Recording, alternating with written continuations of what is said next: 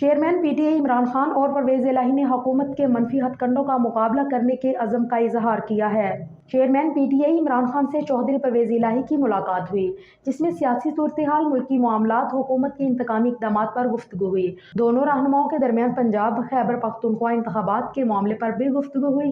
عمران خان کا کہنا ہے کہ حکومت کی انتقامی کارروائیوں کے پیچھے کچھ اور لوگ ہیں۔ انہوں نے کہا ہے کہ حکومت کو انتخاب کی تاریخ دینا پڑے گی ورنہ آئین شکنی ہوگی۔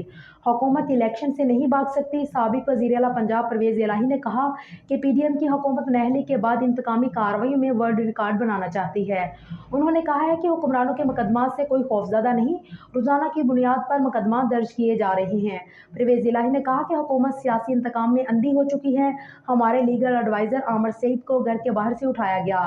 انہوں نے کہا کہ عمران خان کی مقبولیت سے خوفزدہ پی ڈی ایم الیکشن کی تاریخ دینے کو تیار نہیں۔ نگران سیٹ اپ جانبداری میں اتنا آگے نہ جائے کہ خود سوالیہ نشان بن جائے۔